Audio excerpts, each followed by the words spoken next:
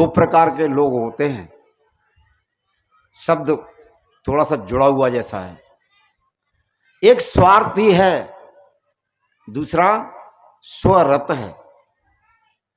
स्वार्थी और स्वरत बस एक मात्रा का अंतर है। स्वार्थी तो सिर्फ अपना ही, अपनी कामनाओं की पूर्ति दूसरों से चाहता है। वो हमेशा स्वार्थी व्यक्ति दूसरों से अपनी पूर्ति करवाता है, परंतु वह दूसरों की पूर्ति नहीं करता। दूसरे के जीवन में उससे दुख होगा, वो बेचैन होगा, उसको कोई लेन देन नहीं। शेर, जैसे शेर गाय को अथवा अन्य प्राणियों को मारता है, जितने भी हिंसकी प्राणी हैं और नॉर्मल स्वभाव के प्राणियों पर हमला बोलते हैं, उनके दुख से कोई लेन देन नहीं होता। उसको दुख हो रहा है कि सुख हो रहा है, इससे कोई लेन देन नहीं, उसको अपना पेट भरना है। कहीं स्वार्थी व्यक्ति भी इसी भाव का होता है।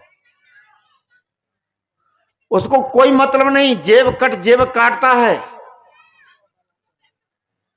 गरीब आदमी दवा लेने जा रहा है, उसके पास पैसे नहीं हैं, जैसे तैसे वो पैसा इकट्ठा करके लाया है अपनी दवा के लिए, वो जेब काट देता है। कितनी पीड़ा होगी उसके अंदर में जिसकी जेब कट गई है।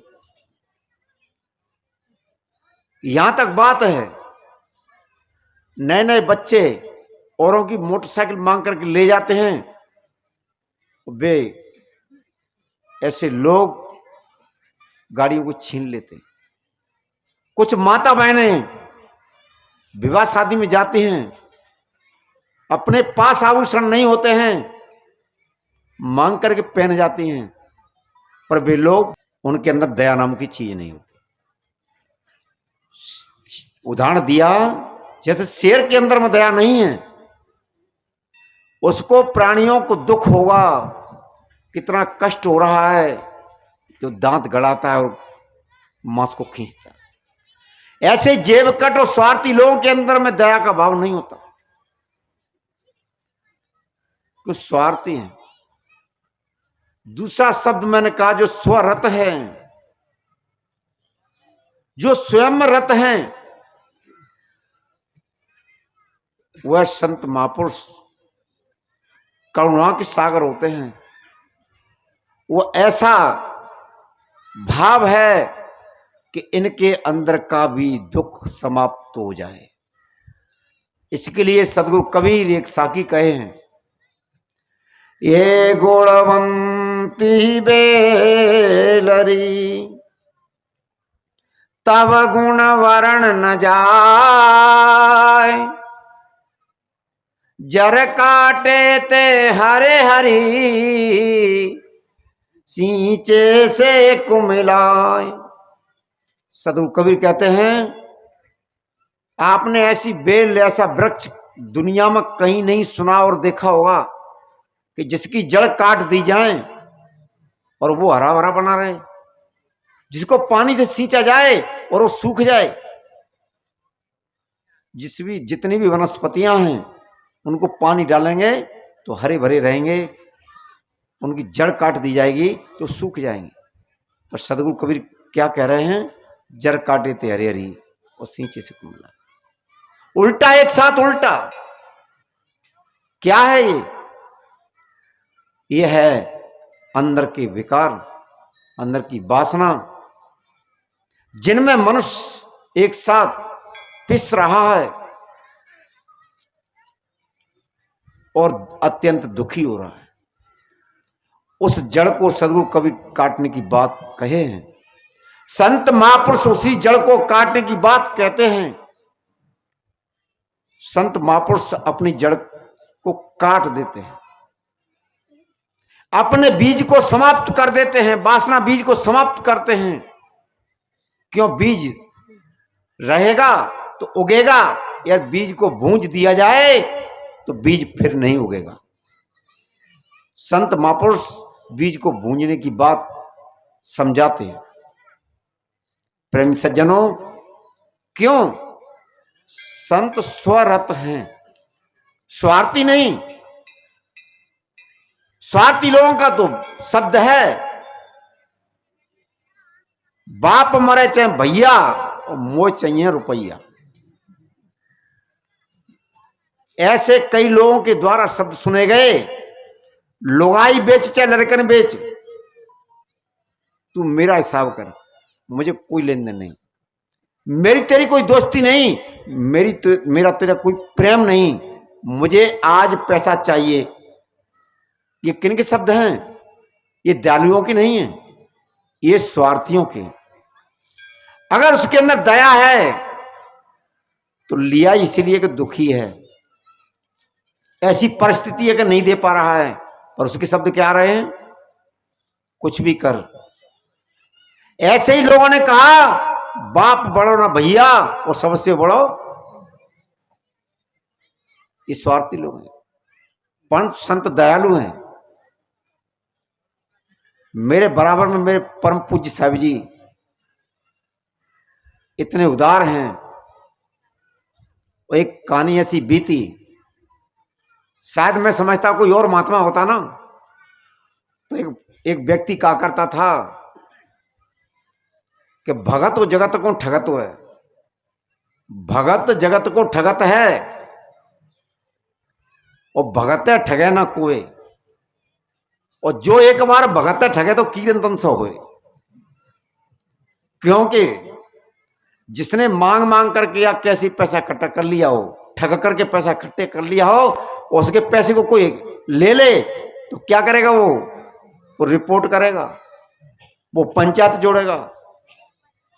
परंतु गंभीर संत महापुरुष कभी इस ओर देखते भी नहीं, क्योंकि हम क्या लाए थे और क्या ले जाएंगे, जो मिला यहीं से वो कहां रहेगा? यहीं।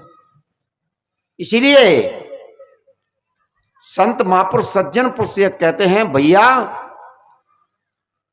विवाद नहीं करना चाहिए, उलझन में नहीं उलझना चाहिए, परंतु स्वार्थी के लिए बाप पड़ो ना भैया सबसे बड़ो रुपया, और जब बाप मरे चाहे भैया और मोह दे दो रुपया, ये शब्द रहते हैं। जो स्वयं रहते हैं, जो दयालु हैं, अभी साध्वी जी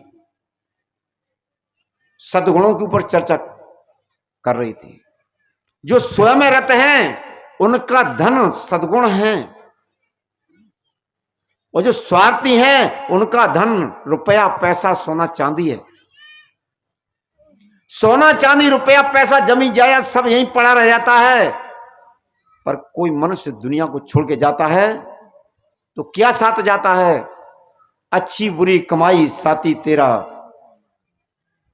वही है, यही साथ जाएगा। अच्छी और बुरी कमाई साथ जाएगी। जीवन दुख और सुख जो हो रहे हैं इसी कमाई से हो रहे हैं, जो हम कर करके आए हैं। इसीलिए संत सदगुरु कहते हैं कि आज सुंदर अवसर है, ऐसे सो अवसर को पा करके हमें नहीं चूकना चाहिए, हमें स्वार्थी नहीं बनना चाहिए, हमें स्वयं रत होना चाहिए। स्वयं रत होंगे तो सुखी होंगे, शांत होंगे, जीवन के जितने कलेश हैं वो सब समाप्त होते जाएंगे। यदि हम स्वार्थी बनेंगे तो जीवन में क्लेश इतने बढ़ेंगे कि दुनिया में साथ देने वाला कोई नहीं होगा।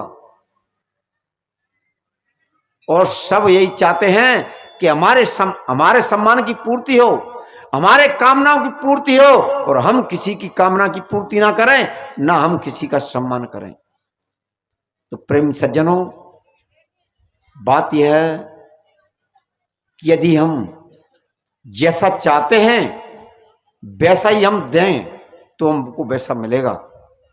यदि हम यही चाहते हैं कि लाओ लाओ लाओ लाओ, हम देना नहीं चाहते तो मिलना ही बंद हो जाएगा। ये प्रकृति का नियम है।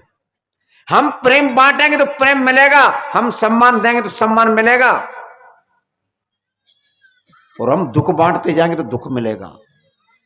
इसलिए संत सद्गुरु महापुरुषों की ये अनुभव हैं, वाणी हैं, हमें अपने जीवन में धारण करना चाहिए। मैंने दो शब्द कहे, स्वार्थ और स्वरथ। स्वार्थ और स्वरथ।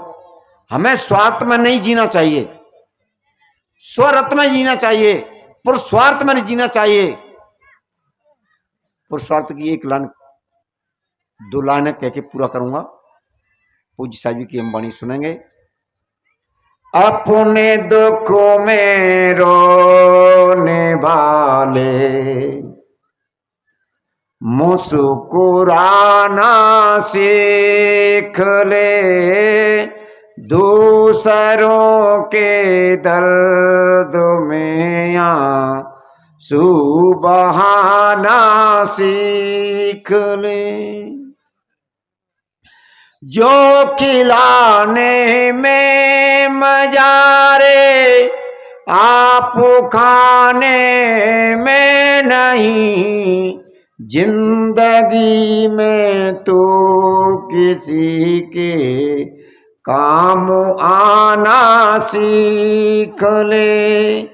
अपने दुखों में रोने वाले मुस्कुराना सीख ले, दूसरों के दर्द में आंसू बहाना सीख ले। इन्हीं शब्दों के साथ मैं अपनी वाणी को विराम दूंगा। बोलिए सतगुरुदेव की जय।